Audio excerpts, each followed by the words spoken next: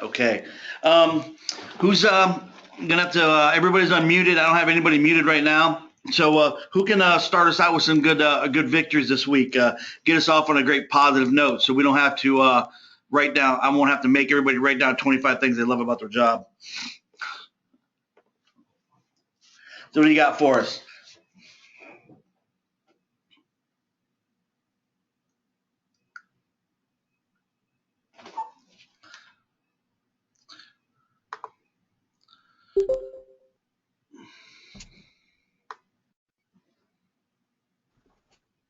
Anybody out there?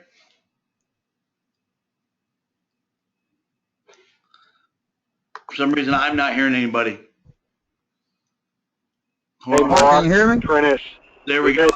Hey guys. Yeah, I can hear you. I'm sorry. We've had some really good ahas. Hold on a moment, guys. I apologize. I had a little technical problem. Not sure why. I had to change my speaker set. I'm still not getting anything here. Hold on. Prentice, was that you on there that I heard?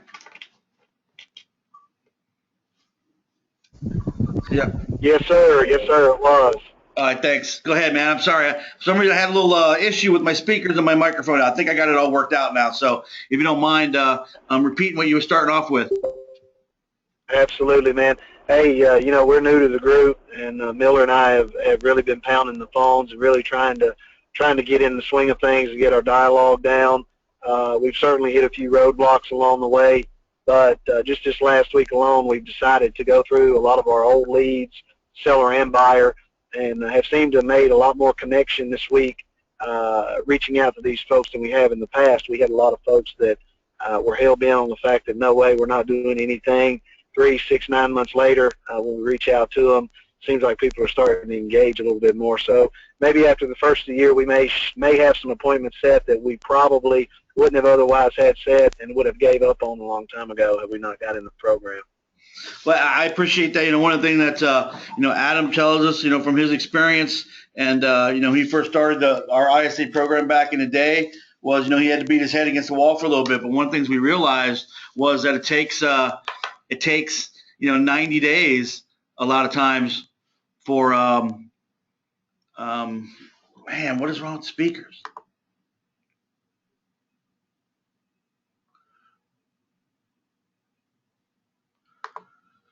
It takes 90 days sometimes, at the minimum, to incubate a lot of these leads. A lot of these leads take a while to get through. And, a lot of times I've seen a lot of ISAs make the mistake. They're trying to get the quick hit. They're trying to get the appointment because they want to look good. So if they burn through the appointment and a person says no, they archive them and then just go on to the next new lead. And that's not the way that we have to incubate our leads. We have to continually follow up. We've got to build mind share with them. We got to build credibility and reliability. We have to nurture these things into existence. That's the reality. Just because somebody goes to the website doesn't mean they want to buy a house today. And I don't know about you, but I'm not necessarily good enough to talk every single person who comes to the website into buying today. Some people don't want to. Some people don't have the money. Some people don't have the credit. Some people don't have the credit or the money or the motivation. They don't have the credit, the money, or the motivation. I don't care how good you are, unless you're going to give everybody who comes to your website $200,000 so they can buy a house today, it's not going to happen. But with some patience, with some nurturing, with some working with them, building mind share, showing some leadership, over time, they'll become our customer. So there's part of that. So some of that stuff that maybe we went through quicker in the past, we take our time with and continue to work with. So I appreciate you sharing that, Prentice. We're certainly looking for big things from your team and your group, into this coming year, man. Who else got a victory out there? I know somebody else was speaking earlier, and I stepped on them.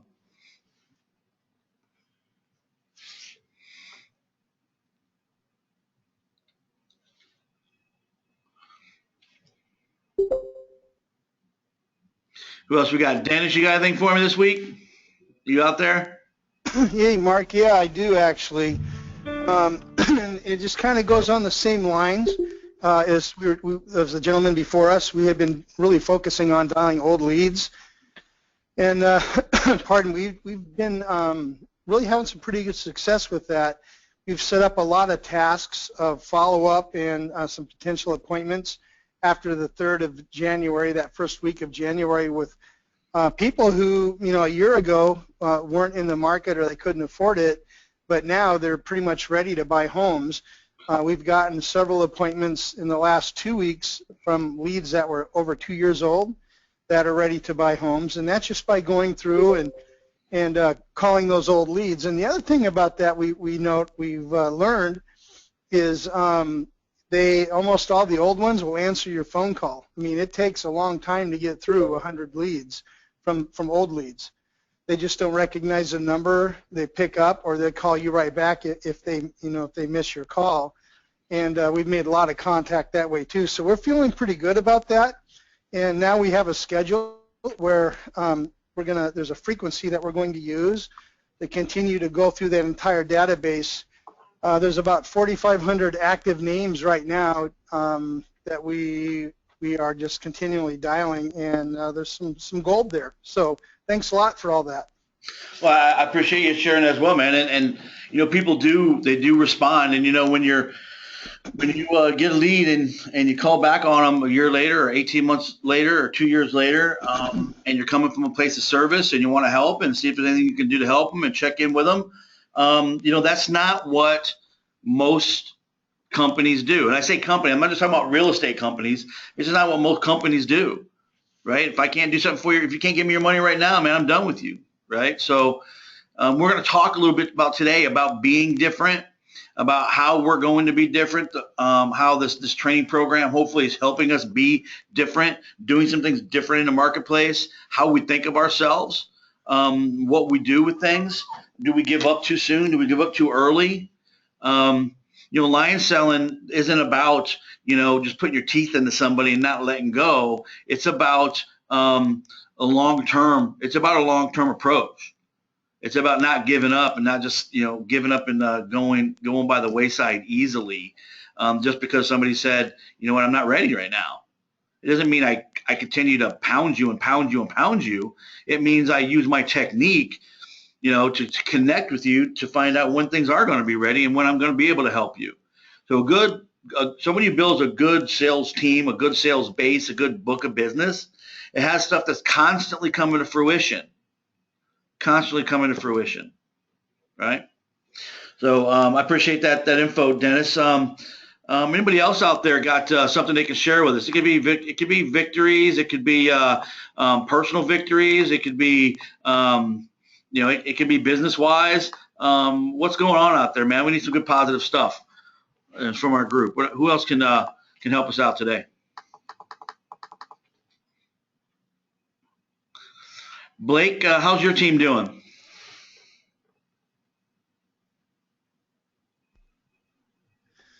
Hey, Mark. Well, yeah, it's kind of ironic. I was sharing this, I think, with Adam last week. My team in the last probably month went from a couple ISAs to no ISAs, where it's just me again. Whoa. Myself and my partner. Yeah. Oh, yeah. Whoa. Yeah. Myself and my partner. So I'm really handling the ISA. Trying to wear a couple hats at once. And we got a new intern who's been on all these calls with me, who's been listening to them, reading through the scripts, and just listening to me make phone calls at night. But I will tell you this, just from being in this program, going through the Boomtown script online, listening to these calls, it's so much more natural to have a conversation with someone.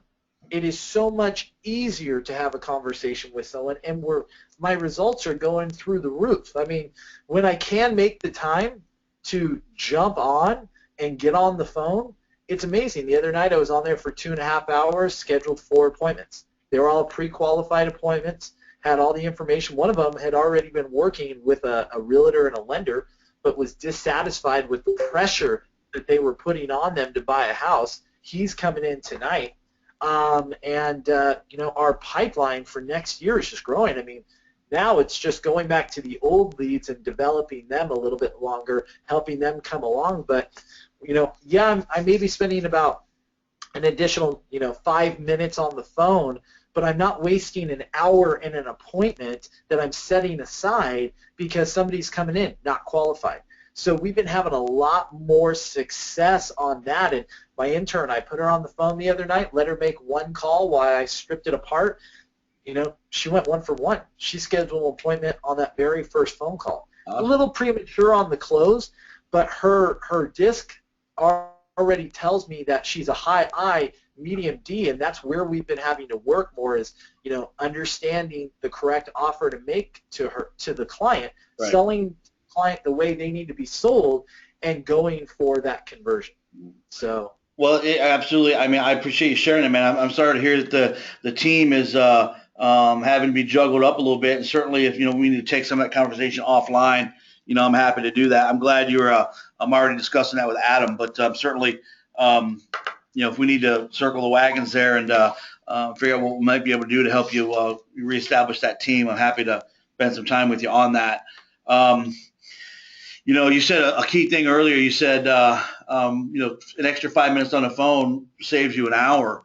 I'm all about that, man. What I found when I came into this real estate business was qualification. If you're qualifying a prospect, that meant, do they want to buy a house and are they financially pre-qualified?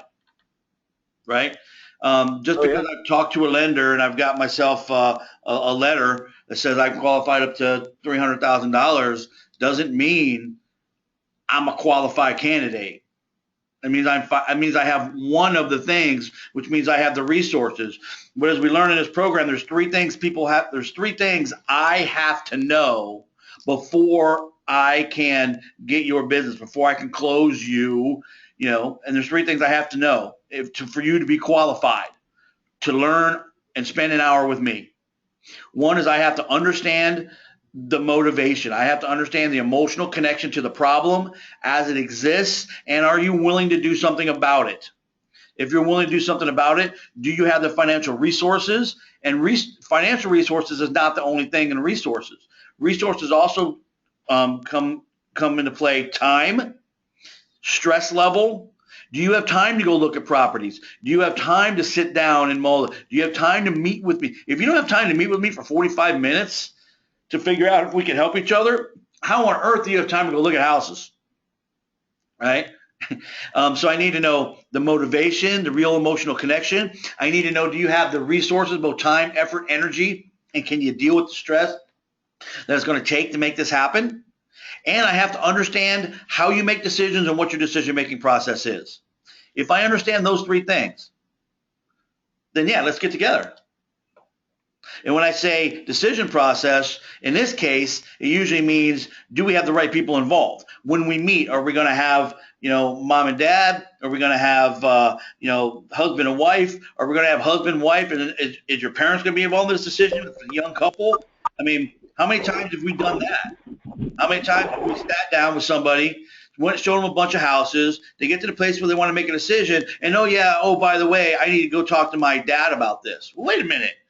I thought you guys are married. What are you talking about, your dad? We can't blame them for wanting to go seek counsel. We should blame ourselves for not asking them when we met them, hey, is there anybody else who you're going to counsel in this decision?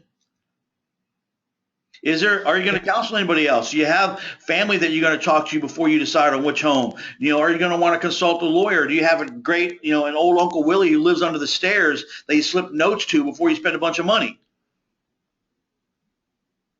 Right? It's our fault for not asking a question. It's not their fault for popping up at the last minute.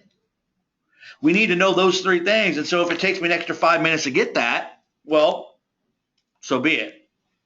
Right? Because it's going to save me a lot of time. So, hey, fantastic info there and, topics to talk about.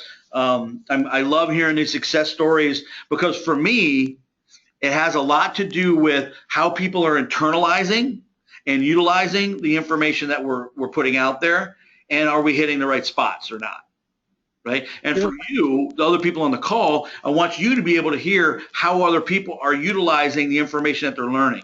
You may be somebody like Prentice and his team who've only been on this call for a couple weeks, or you may be like somebody who's Dennis who's been here for several months. I want you to be able to see how people are internalizing that and how they're utilizing it, because it may be brand new to you and it's the first time you've heard it. You don't hear things in this program one time. You hear them multiple times because the way we learn as adults is through reinforcement. And this is part of that reinforcement process. So before I move on, anybody else have anything they want to hit us with or any problems they want us to address things I I do want have to a make sure I talk about. Go ahead, Larry, or whoever was talking there.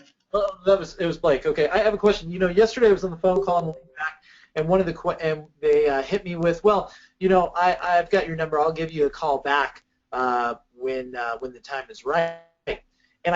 Or they didn't say when the time was right. I'll give you a call back, and I hit them with, well, to be honest with you, most of the time people say that when they're really just not interested and they feel, kind of in a pressure situation.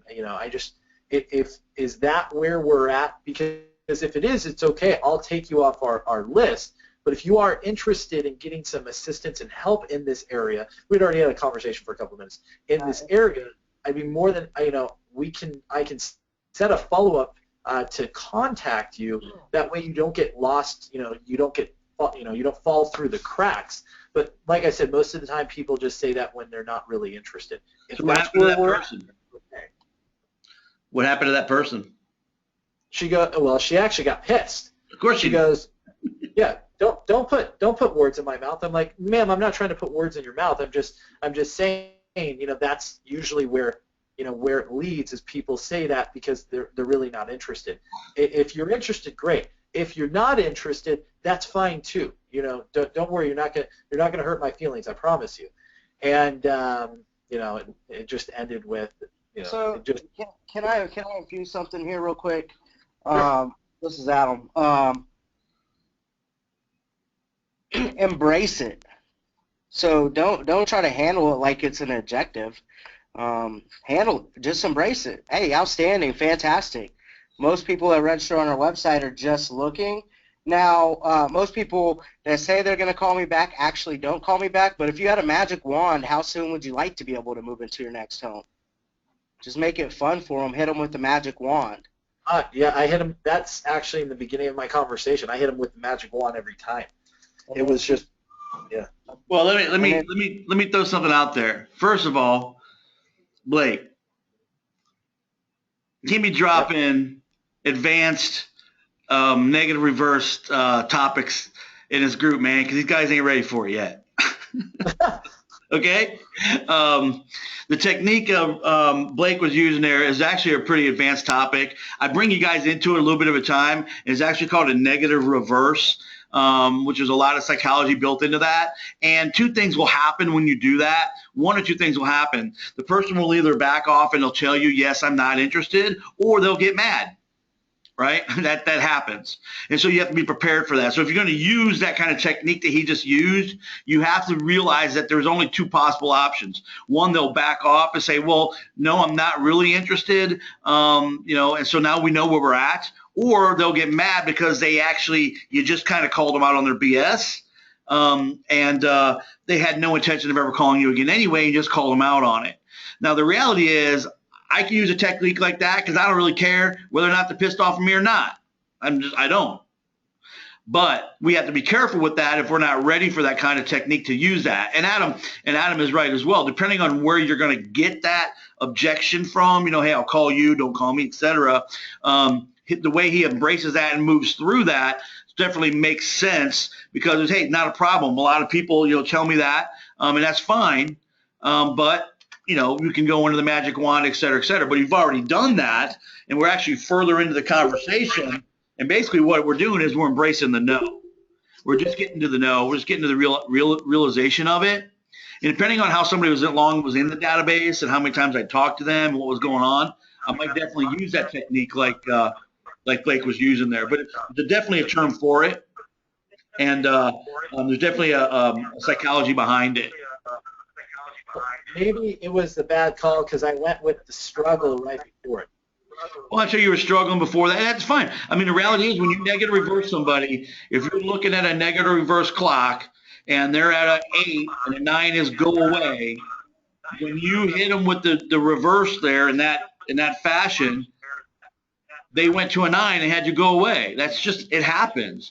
But it's the truth, so it doesn't really matter, right?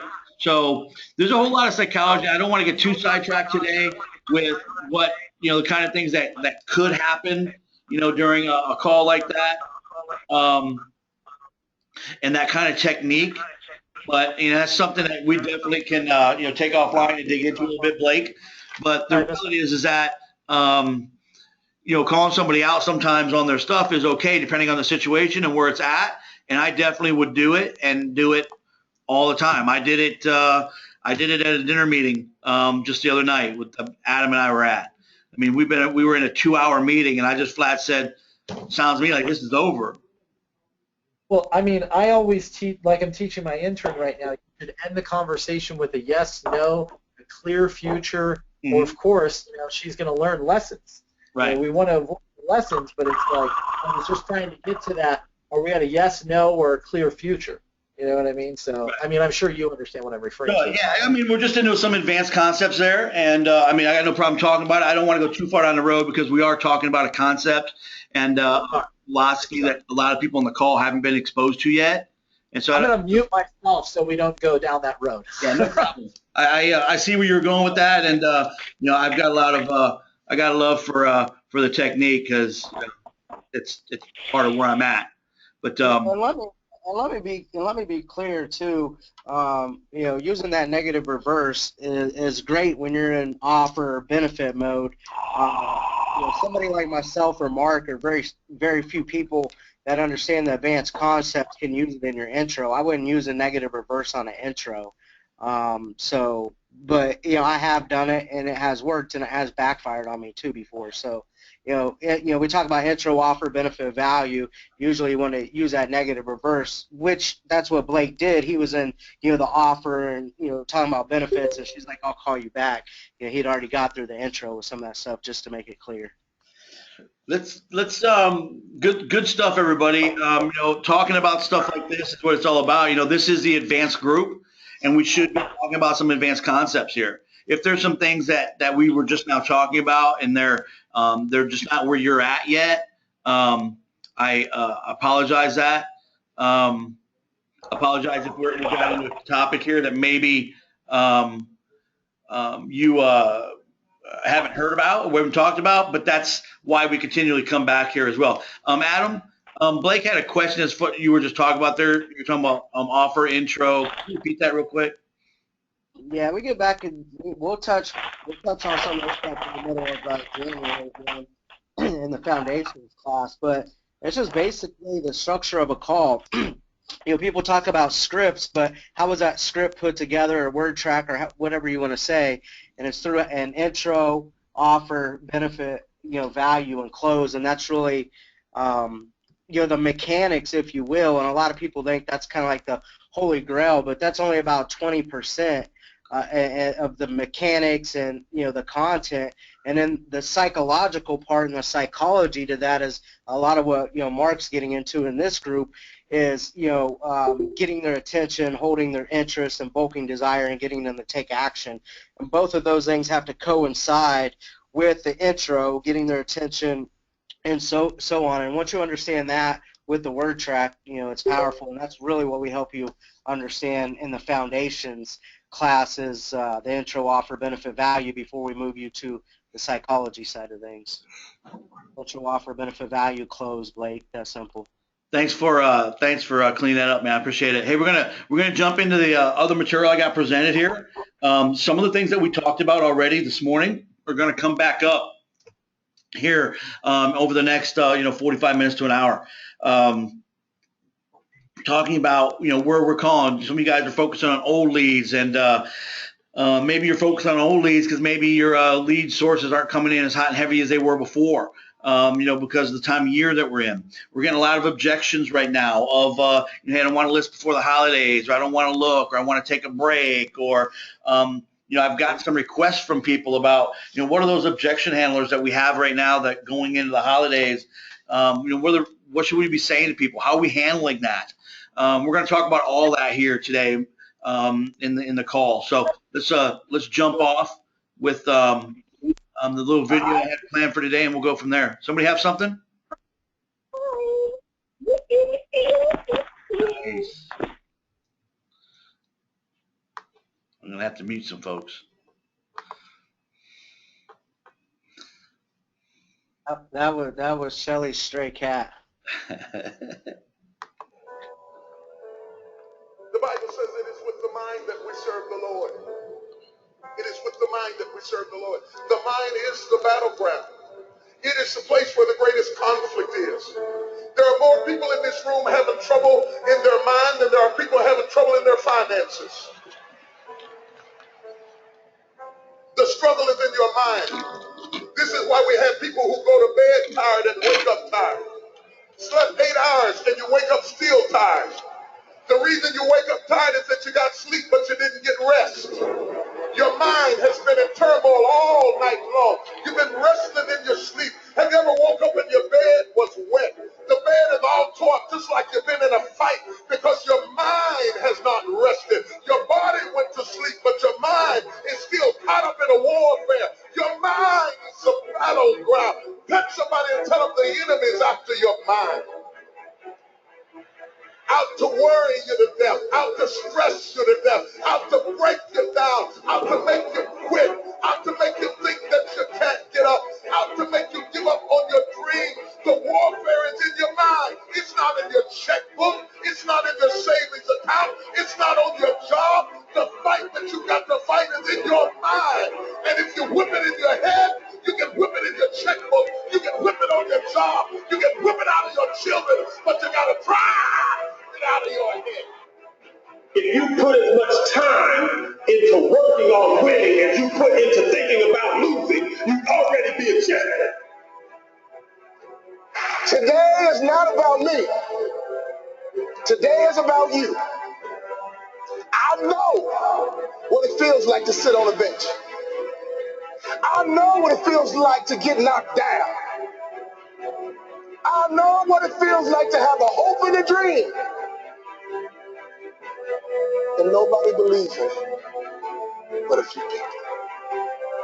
But here's what I know. If you wake up in the morning and cut off the news, and every single day you look like success and look like money, and every time you go into a home, you understand the power of likability. Every time you go into a home, you make sure you don't communicate. You make sure you connect. I guarantee you, all the time as you water that tree, all the time as you build that root system, all the time, I promise you, that tree will grow. And before you know it, you will have your own little personal harvest. And don't you quit until you're number one. I bust my ass training. I swear to you, you can't find a person that worked harder than I do because I was scared. I was scared of Eddie Brown and Stanley Shakespeare, the receiver that played before me, saying I didn't carry that they gave me. They gave it to me as a champion. It was my responsibility to make it and keep it that way.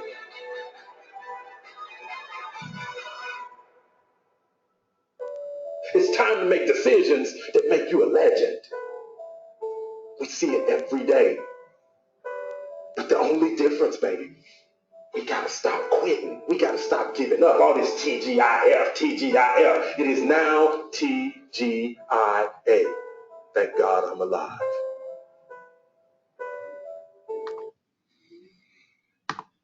Remember last week we talked about mindset and we talked about motivation, right? We talked about the different 3 pillars of what this program is all about and what we're trying to teach people. You know, there's 3 parts. There's mindset, there is technique, and then there's doing the right activities, doing the right behaviors. And we work on all 3 of those. And I thought that video was fitting based on what it is we're going to step into here for the rest of this call, which is how am I going to take care of the next 2 weeks? The next 2 weeks of the year are going to have a heck of a lot to do with what your 2016 is going to look like. Because you understand, 2016 does not start on January 1st. It starts today. Heck, it actually started a couple weeks ago. There are people right now that are wrapping it up, cashing it in, mailing it in. They're done for the year. They're going to show up. They may necessarily not be on vacation. They may not necessarily be going out of town, but they're going to show up, and they're just going to show up. They're going to eat some caramel corn, and they're going to have some, Christmas candy, and they're going to chit chat, and they're going to come in, the day after Christmas or the day between, Monday between Christmas and New Year's, and they're going to come in and they're going to tell everybody, oh, I got to work, but they're not going to be working. They're not going to be doing anything. They're going to be taking up space. So we have some choices to make between, right now and the end of the year. Are we going to be, a lion, right? Or how are we going to look at life? Are we going to be a lion, or are we going to be a lamb, right? What we believe, we make it true, right? If we believe that the next 2 weeks can be very productive weeks, if we believe, right, that there's people out there who want to buy homes, coming in January and February, if we believe there's people out there who need to list their home because they need to relocate, if we believe that people are coming to our website, right, because they're interested, if we believe we have time to capture people, we can make that true. If we believe that the next 2 weeks is going to be a waste of our time, that nobody's going to answer the phone, that nobody wants to buy, that nobody wants to sell, they're all busy, they don't want to talk to us, then guess what? That's going to come true, because there's a circle here that we get in. Our beliefs have everything to do with our thoughts, and how we think about things has a lot to do with how we feel about things, and how we feel, whether we feel good or we feel bad, has a lot to do with our actions over the next 2 weeks. And quite frankly, our action or our lack of action is going to have everything to do with our results. I love what I heard from Prentice at the beginning of this call and from Dennis at the beginning of this call. What I heard was, we're going back looking at old leads. It's not, our lead flow is a little bit low right now, so, we're just going to kind of juggle things and, kind of get ready. No, it's, let's go back and look at our old leads. Let's go find some nuggets. There's people in there who want help, that need help. Right? We're not going to phone it in. I mean, we're going to make it happen. So a lot has to do in the next couple of weeks, has everything to do with whether you're going to be a lion, which is my favorite lion pick, or if you're going to be a nice little cuddly lamb. Right?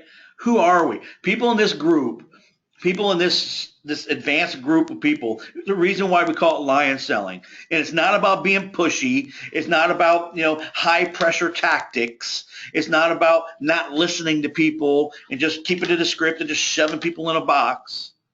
It's about looking at things differently and realizing that where I go has a lot to do with my attitude, a lot to do with my behavior. And so we need to make a decision about what this next 2 weeks are going to look like. Now, some of you are going to be on vacation next week. Good for you. People need to take time off. They need to sharpen the saw. They need to spend time with family. And if you are taking vacation next week, good for you. I'm not telling you don't take time off. I'm not here to give you a hard time if you are taking time off. Right? What I'm saying is when you come to work, be present. Don't waste your time away from your family. Right? Don't take time away from your family. Simply go to the office and do nothing. Don't take away time that you could be spending, with other people because you have to go to work and sit around and do nothing. If you're going to be present, be present. Pick up the phone and dial it. Have a great attitude. There are people out there who still need your help. There's people out there right now with financial difficulties that need to sell their home, right? There's people who need to get the process started. There's people in your community right now who need to find a house. They only have a week to find one, and they need help before the end of the year, right? So we have to decide who we're going to be. Are we going to be that lion and we're going to be present in the moment? We're going to make it happen? Or are we just going to be like, oh, well, I got to be here. Damn boss wouldn't give me the day off. So, make some money. You need to make a decision right now. You can see, am I going to get lazy or am I going to finish strong? Right? You need to, am I going to listen to the naysayers or am I going to chart my own course? Just because I work with two people in my office and the other person wants to get up and walk around and socialize and talk about their weekend and, and work 3 hours out of the 8-hour day, let them. Because if you're here on this call and you're getting compensated based on your production, make sure you're productive when you're there. Don't just cash it in. And the next 2 weeks are going to be great weeks, or are they going to be a waste of your time? Let me tell you a personal story. A few years ago, quite a few years ago now, I started a business, and I didn't have the opportunity to take off during Christmas and New Year's. Quite frankly, I didn't have enough money to take off. I had to go to work. If I sat around my house, I would just be pissed off that I didn't have any money. And if you don't have any money, I don't know if you know, but it's kind of boring. You can't do nothing. Can't go to the movie. Can't go to the grocery store. Can't go to the mall. Why? You can't buy anything, right? So what do? Sit around the house and watch TV, feel bad about yourself. Screw that, I'm going to work. So I decided I'm going to go to work and I'm going to have a great opportunity. So I'm calling business owners, the Monday, the day after Christmas. So I'm calling business owners for a reason. I'm making cold calls, granted. I mean, flat cold calls. I got a list, name of a company and a person, an owner. And so I'm calling them. And I figure, why not call the owner? Because he's probably the only guy in work, because he's in there doing his books. He's in there, doing his goals for the next year. He's giving his assistant the day off, right? So he's in there doing his thing. So if I talk to him, he's probably got time to talk to me. So I call, a business owner. I talk to him. He says, I really like what you got to say, Mark. Why don't we meet, tomorrow? And I'm like, are you sure you want to do that? Are you sure you're not going to take some time off to be with your family? He goes, no way. This is the time I come in every year. I get a lot of quiet time. It'd be a great time for me to meet with you. I went in there, did a $75,000 deal, of which $15,000 went in my pocket the day after, between Christmas and New Year's. So I'm thinking to myself, this is the way to do it. Right. So I got 2 more days that week, because that particular week was one year was when New Year's was on a weekend. So it's Wednesday. I got 2 more days. Right. New Year's Eve isn't until Friday night. So I went out there and made another $15,000 that I put in my pocket. I made $30,000 between Christmas and New Year's. Guess what my belief system was the next year? Right? The next year was, dude, between Christmas and New Year's is great. So what did I start doing? In November and December, I started looking for opportunities and started finding people that I could meet with between Christmas and New Year's. So for 4 years in a row, the best weeks that I had every single week was the week between Christmas and New Year, because my belief system changed. My belief system, my thoughts, my actions, my results all changed, because I decided it was going to be good. And I decided if I was going to be at work, I was going to work. So we have an opportunity in the next couple of weeks that we can say, you know what, we're done, or I'm going to make some things happen. The next 2 weeks can be great weeks for you if you want them to be. Are you going to decide? We talked about last week about abundance or scarcity, right? Are you going to live in a world of abundance? Or you're going to live in a world of scarcity. Where are you going to be? What's your mindset going to be? Are you going to believe that there's less people wanting to list their house, or that there's actually more people that are home right now to talk to? Right? I'm going to live my life as a lion or a lamb. You got a decision to make. I want you to make one. I want you to decide that if you're going to be there and you're going to work, make the most out of it. And there's some things that we can do. I'll give you some tips here to make the most out of it. Right? I've had a couple of different people hit me up with, man, what are some of those great objection handlers? What are some of those things I can tell people they're saying right now? I want to wait until after Christmas. I want to wait until after New Year's, right? Well, we were proactive about it. We actually put together a flyer that we were sending out to people months ago before we even got to this place. So as a company, we're trying to be proactive about it and get in front of this thing. We don't start thinking the second week of December, what are the objection handlers? We're thinking about in September and October, what are people going to be saying in December? So we have this information now and we can use it for a couple of weeks, but I want you to store it away, because I want you to be able to bring it out next year and start working on this in October and November. Adam, you still on the line, or did you jump off?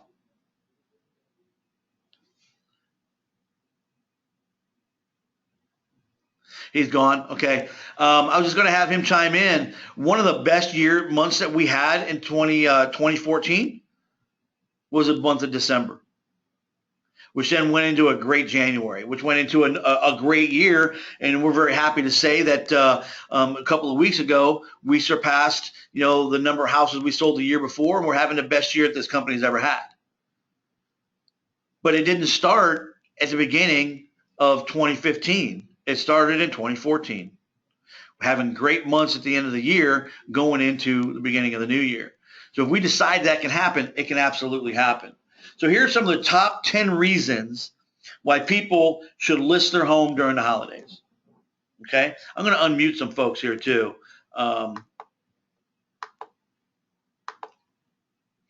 Because everybody wants to chime in here or ask questions about it, they certainly can. What was your question to me, Mark? I logged off. It was all right, man. I already answered it for you. It's cool. The question I asked was, hold on, I gotta mute somebody.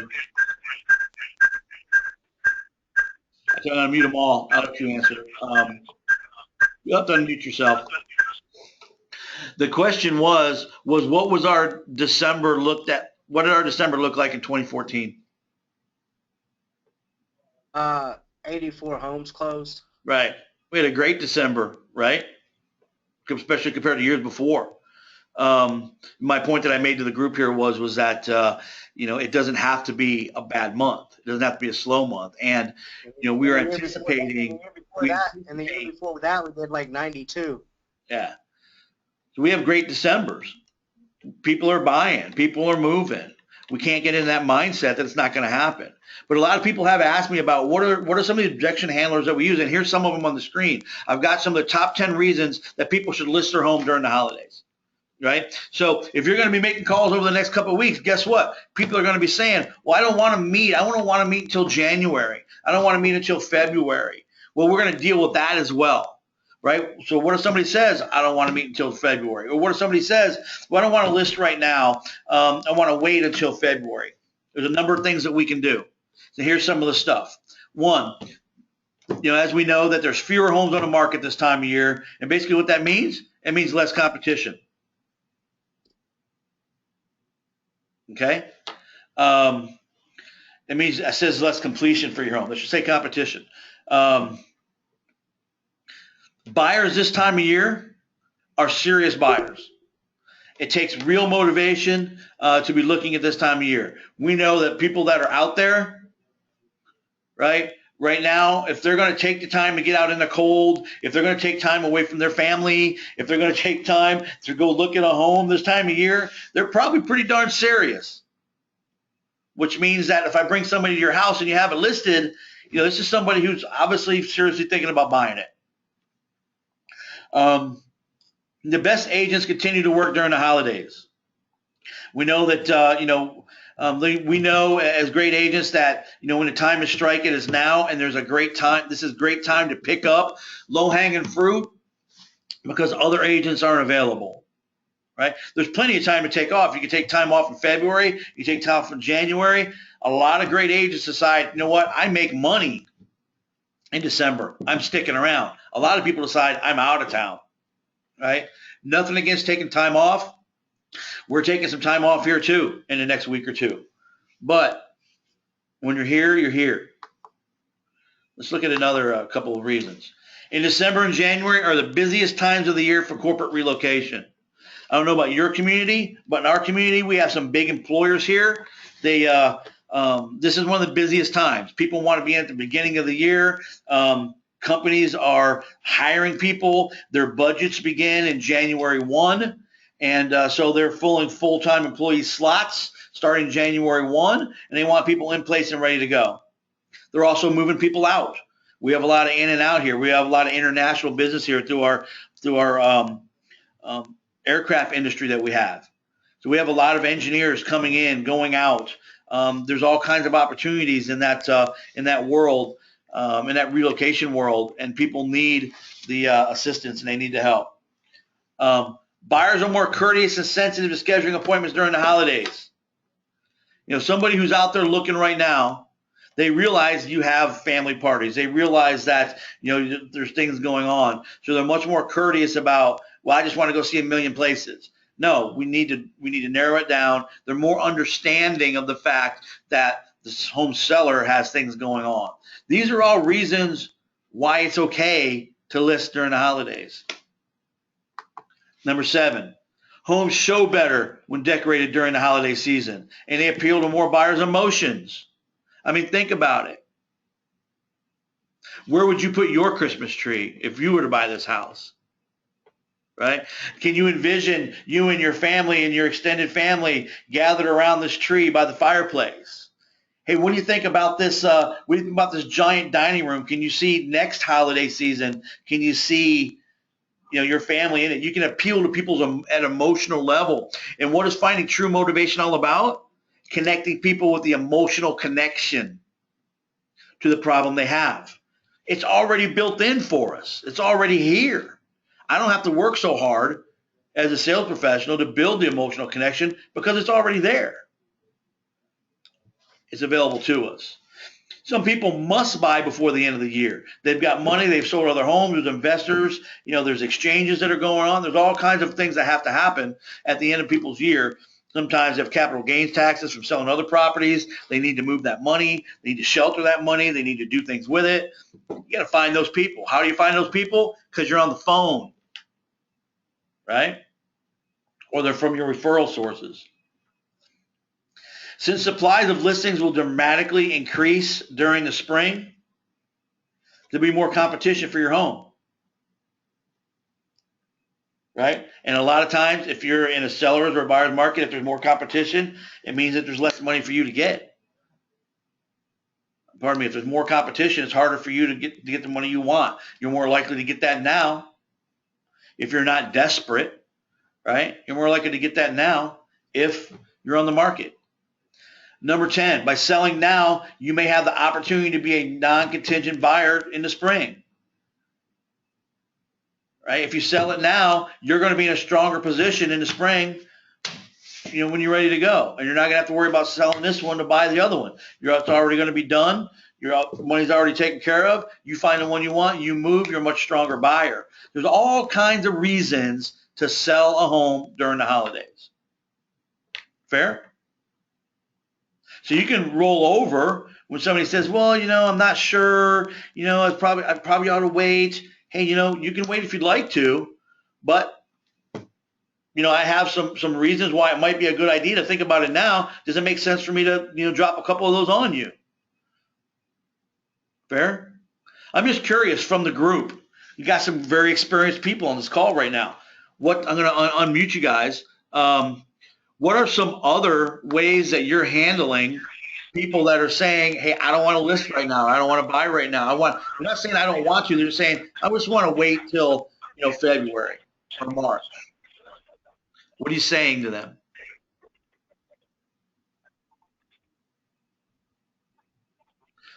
Oh, we're not saying anything. That's a problem.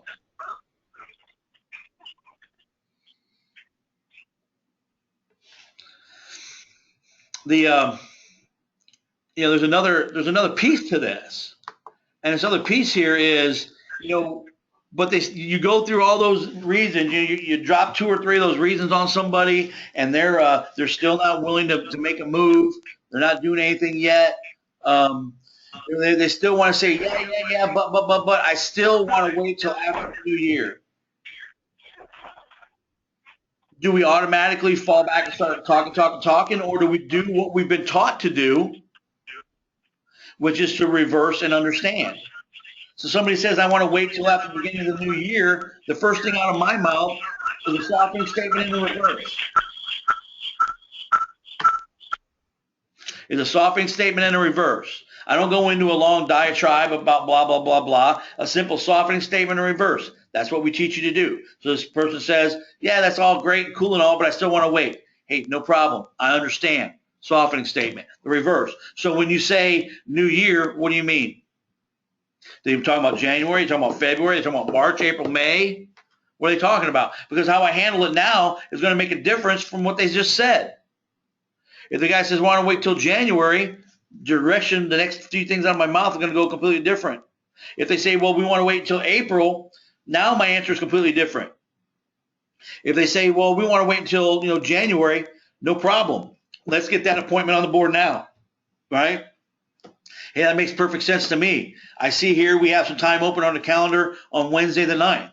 Let's do this. Let's go ahead and set an appointment at 4 p.m. that day. I'll have our top listing agent come out, shake your hand, spend a few minutes with you and your spouse, and he can take you, take a look at your property, blah, blah, blah, blah, blah. Or a lamb could say, well, okay, why don't I call you back in January? Right? It's a difference between taking leadership and moving them through the process and saying, well, okay, well, I'll just call you back in January.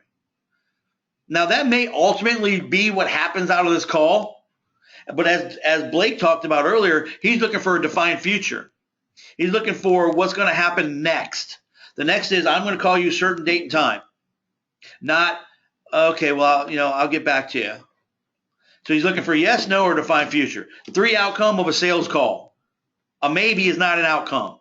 There's a yes, there's a no, there's a defined future about what's going to happen after that, and a lesson learned.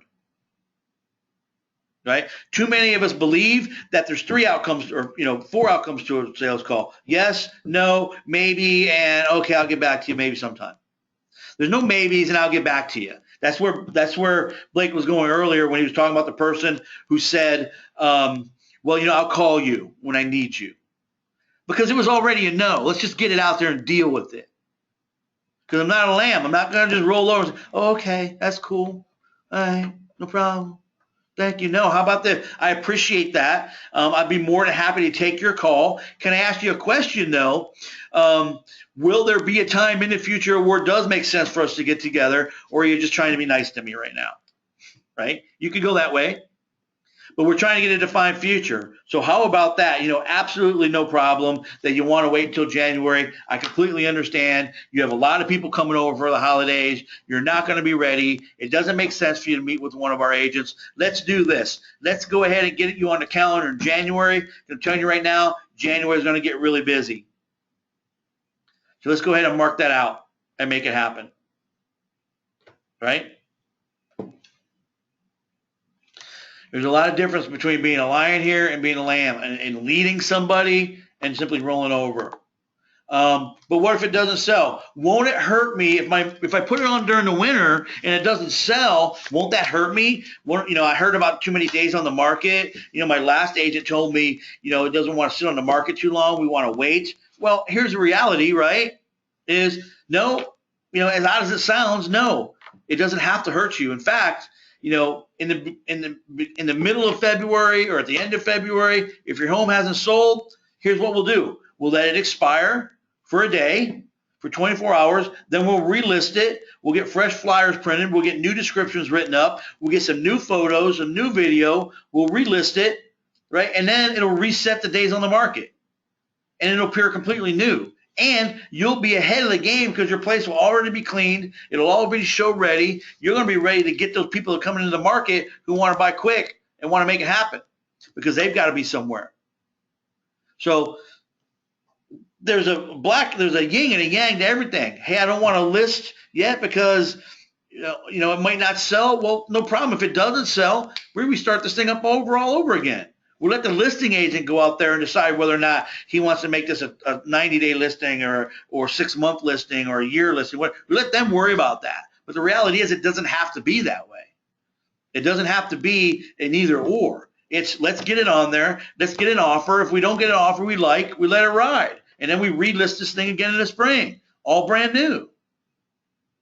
Right? It's a difference, once again, of rolling over and saying, you know what? Hey, I got a strategy for you. I got a plan for you. Why is that? Because we're trained professionals. I'm not just somebody who's answering the phone. I'm bringing value to you. Right? So we need to look at these types of objections. We need to look at these types of handlers and be ready for those, when we get those kind of things, and you're going to hear them. So I need to be ready to how to respond to people. Is that fair? When I'm going to open his microphone back up. We got some other people on the group. I'm not who this phone caller is. I got to find you. I don't know who it is.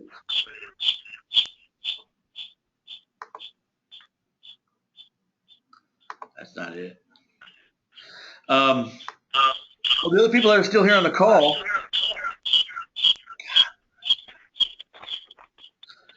if you're on this call and you're on the phone, could you please mute your phone? Unless you're going to speak. Thank you. Because I want to open this up to the group. I am not the end all and beat all of handling objections or dealing with objections on the phone with setting appointments. There's people on this call who have more experience than I do, who are actually on the phone every single day talking to hundreds of people. So I know there's some people here who are dealing with this, using some of the things I'm already talking about, and also hearing other objections and dealing with them in other ways. So I would really like some of the experienced people in the group that are on the call to maybe throw out some of the ways that they have been handling this type of objection or this situation in the last, whether it be month or week or whatever it is. So who else can add to the conversation here? Mark, this is Dennis. Go ahead, Dennis. Hey, it's a good question, and it's one of those things where every day brings a new set of skills for opportunities to gain some skills. And, I talk to a ton of people every single day, and I think probably one of the best ways for me to handle objections is to just get into that conversation with them. It's a spot to where I'm not really trying to sell them anything, but I'm trying to create that trust and show them that I'm basically just trying to, help them and provide a service. And once they understand that, then generally the objections, they're easier to handle. So one of the ways that I do that is I just basically just talk to them and keep asking them questions and keep peeling the onion. It's just trying to understand what their situation is, and creating that trust, and that really seems to work the best. Well, here's what I found, and I will preface this statement with the fact that I do some things differently than what a lot of people do.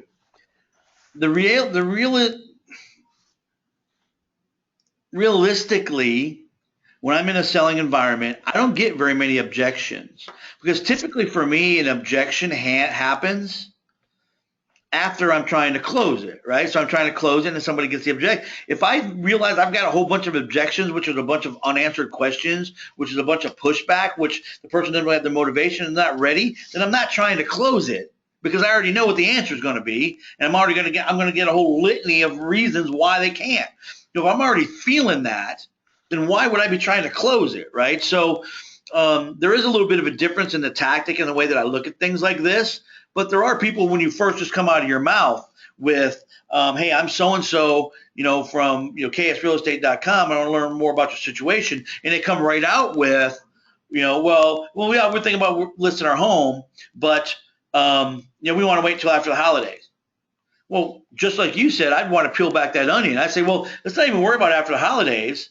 Let's just talk about you and your home. Why are you thinking about selling it, right? And that's that natural conversation that you're talking about, Dennis, which is, right, how do I get rid of all these other 10 issues by dealing with the real issue, which is, let's just talk about your home. Because once I find out what your real motivation is, I find out that you want to sell it because of A, B, C, and D. Well, maybe one or two of these reasons that I just listed are the ones that make sense for me to talk about in relation to what it is you just told me, right?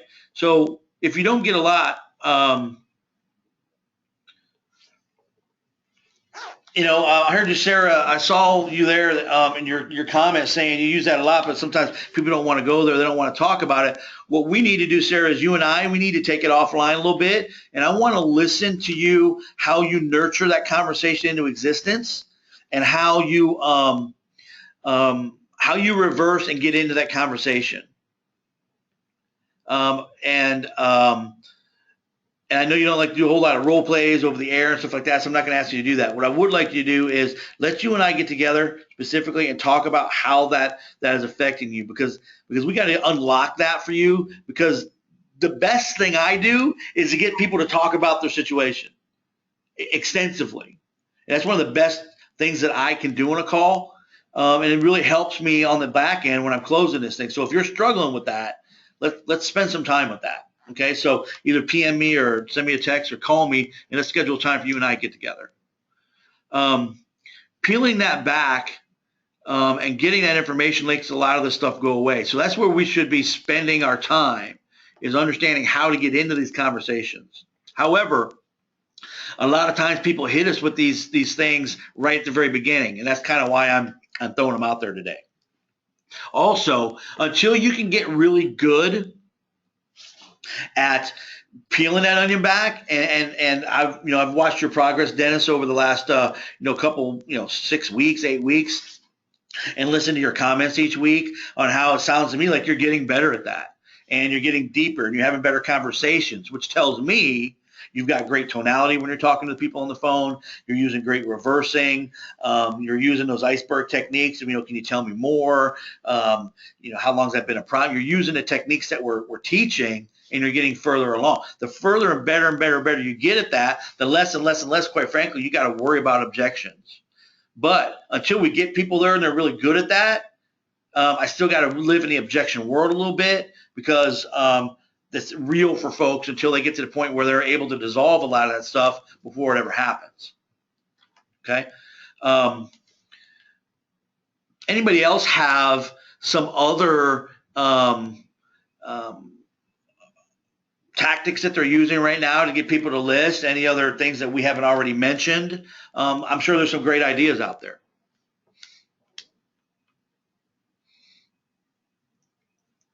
Hey, Mark. Yeah, go ahead. What I usually say is when they say, oh, we want to wait till after the holidays, what's worked for me in the past is, I can totally understand why you might feel that way. But what we found with people that have actually listed during the holiday season, the results that they found they were very happy with. And then we go into, the home shows better during the holiday season, less traffic, less competition, that type of thing. Well, empathize, listening, empathizing, repeating that, let them know. I see, I saw the terms you use, feel, felt, and found. This is what we found, and it's how people have felt, and empathizing with them and connect them at a genuine level. A lot of this is about being genuine, having good conversations, and you're really good at that. I hear the calls that you make, and when you're on the phone, people are genuinely connecting with you, and there's a lot to that. That's why we worry so much, especially in the first 3 months of the program, about getting the right tonality and being conversational and getting between the lines of the questions, because that's the only way you're going to be able to turn people around like that, when they feel that you are genuinely care, and because of that, you're giving them information to consider and think about, which is different than I'm trying to push you into making a decision. I'm giving you information to think about. If your decision is yes, great. My job is to deliver the information. Their job is to mull that over and decide whether direction they're going to go. So utilizing those empathetic words of feel and felt and found, definitely helpful, but having a great conversation with them and working on the real issue is important. So appreciate you sharing that. One of the things that we do in line selling, and sometimes we call it reverse selling, which is doing the opposite of what they expect. And Blake was kind of taking it at the very beginning of our call. He was taking that into another concept, which is called negative reverse selling. But reverse selling is really doing the opposite of what others expect us to do. And that comes from not only what we say, but how we carry ourselves, our attitude, our motivation, all those things. Right now, there's a lot of teams, and they're doing a number of things, right? And those teams are doing things like, some of them are just sitting back counting their money. Hey, I had a great year. They're patting themselves on the back. And you see them, they're all over Facebook. They're traveling all over. They're going out to dinner. Nothing wrong with that. That's okay, right? You have to be able to celebrate your success. There's other people right now that are out going on vacation. They're gone. They're out of the office, etc. And there's other people that are sitting around licking their wounds, right? That's what most teams are doing right now, especially over the next 14 days. You're doing one of those three things. However, a lot of lions that I know right here, they're going to be doing this. They're out hunting right now. There's hunting. There's less people calling They're, if you go to the website, when people are, know as well as I do, when people come to your website and register on your website as a buyer, they're going to other websites too. Somebody's going to call that person back. It's either going to be somebody who's still on duty, right? Or it's going to be somebody who's off on vacation. Guess who's going to make the call? That's why if you're in the office, I want you to make the call. I want you to use your time wisely, because you can be a hunter or you can sit around and lick your wounds. If you didn't have a great year, you can make a great 2016 by concentrating on it now. But it's going to take a couple of things. To have a great 2016 and have a great next couple of weeks, it's going to take a few things that you're going to have to do. One is you need to use the system that you're being taught. You need to deliver a great introduction. And you don't have to get all fancy, and you don't have to get creative, and you don't have to say, well, I don't like this word. I don't like that word. I hear that all the time. When we teach our opening to people, they want to monkey with it. They want to dig around. I don't like that word. Well, why don't you just try it, man? Try it on a few hundred people and see if it works. And then come back to me, tell me whether you like it or not. But just give it a shot. Deliver a great introduction every single call.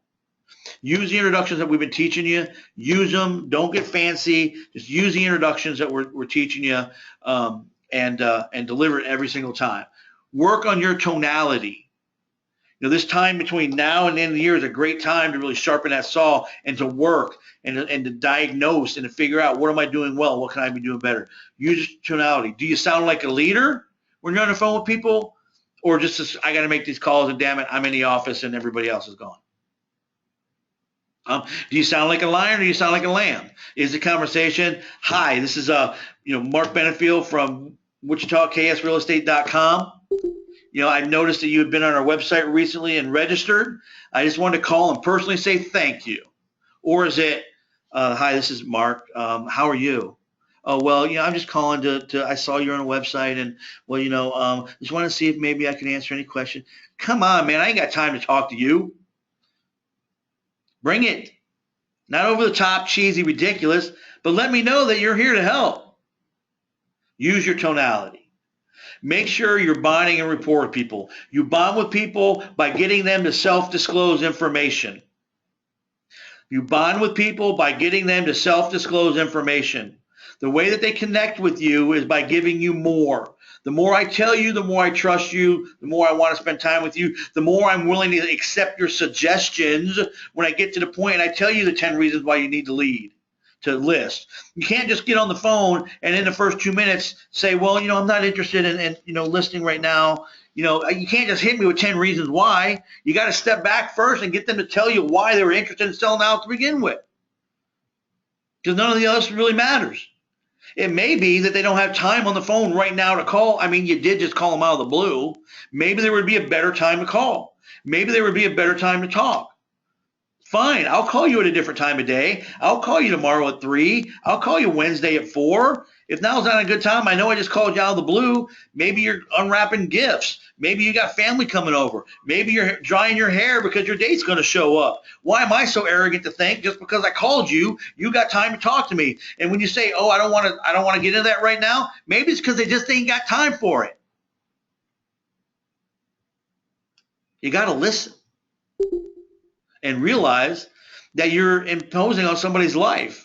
And understand that maybe there is a better time to talk. Hey, I completely understand. It sounds to me like now is not a great time for us. How about I call you at another time of day? I'm not going to ask you to necessarily answer, Shelly, but it happens to us in our contact center all the time. We call people at the wrong time. We got to call them back at a better time. We call them and they're grateful. Thank you for listening to me. We didn't just launch into our script. Listen. Don't forget the pain. There's a lot of people out there right now that have a lot of financial trouble. There's a lot of people out there that have lost a job or leave it. I left a job last year on the 18th of December. Right? There's a lot of people out there right now who have a lot of emotional connection, a lot of emotional pain, a lot of things going on in their life, and they need to sell a home. They don't know where they're going to go next financially. Right? You call them. And you show some leadership. You know what? I understand your situation. Let me see how I can help you. I have some ideas. I have some thoughts. Would it make sense for us to take a few minutes to have somebody sit down with you and see if we can help you with this financial bind you're in? Maybe we can get this house sold for you. I don't know.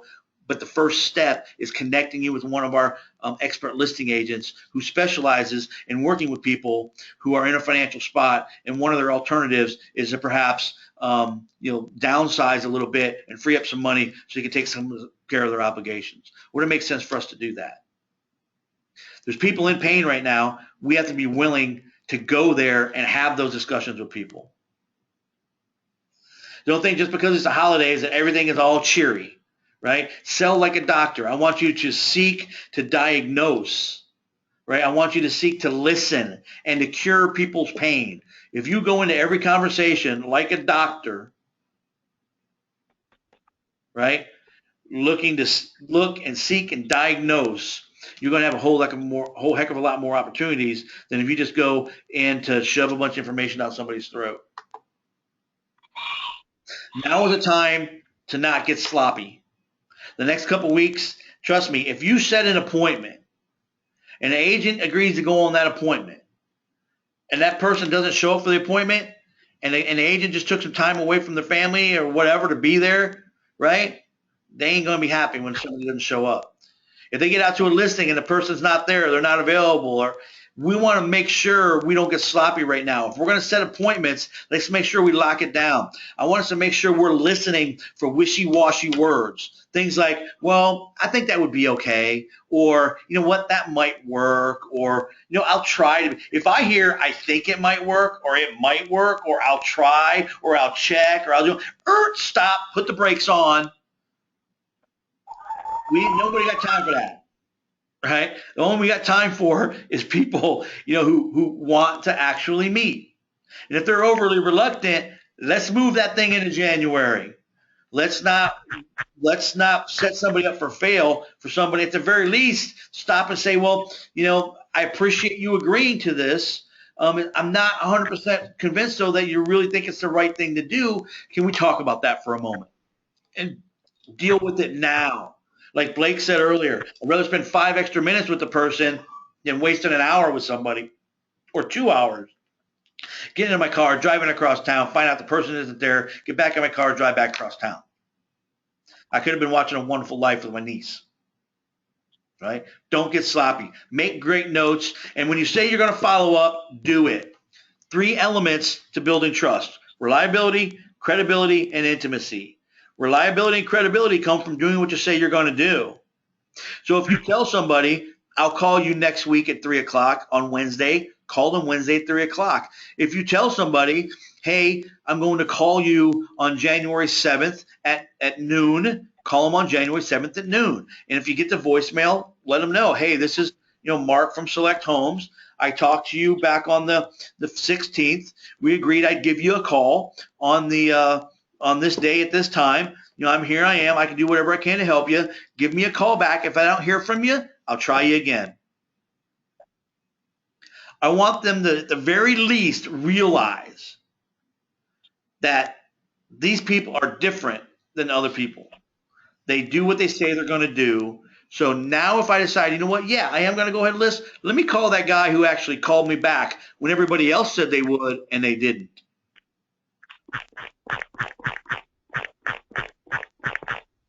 That is an interesting sound, folks. I have no idea what that was. But that was really cool. Right? The number one thing to do in the next 2 weeks when you're in the office and you're on the phone and you're looking for people's pain and you're trying to find and set up appointments and hustling and grinding, the number one thing that I want you people to do in the next 2 weeks is have fun. If you're not having fun, why are you doing it? Find people to help. Be a resource. Just enjoy the next couple of weeks if you're in the office. If you're not and you're on vacation, enjoy your family. Have a great time. Have a great holiday. I will tell you that we are not going to have a training session next Thursday, obviously. I mean, I shouldn't say obviously. It is Christmas Eve, but we won't have training that day. So take that afternoon off. Either make some more calls. I'm going to take that afternoon off and spend it with my family. But when I come back in on Monday, I'm coming back to work. Is that fair? Also, we have call night tonight. If you want to hop in and get call and work with us on call night tonight, we will have our regular call night tonight from 5 until 7. Of course, we won't be having call night next week either, right? So have a great time. Work on your craft. Decide you're going to be in there like a lion. Are we doing coaching calls next week? Pardon me? Question? What was the question? I'm sorry, Mark, that was me. I thought I was muted. My bad. Oh, no problem. No problem. Have a great time this next couple of days. When you're in the office, work hard, make it happen, put some money in your pocket, set everything up to have a great 2016, and you guys have a great holiday. I appreciate every one of you being in our program, working with us and being our customers. If there's anything I can do for you, give me a call. Next week, especially Monday, Tuesday, and the week after that, if you want some extra time with me, that's a great time. Since I don't have to prepare for classes or sessions, I'm going to have extra time. So I'd be happy to do some coaching or get together, some role play, break some stuff down for you, help you work on your craft. So guys, have a great weekend, a great holiday, and I'll talk to you the following week after Christmas. Thank you.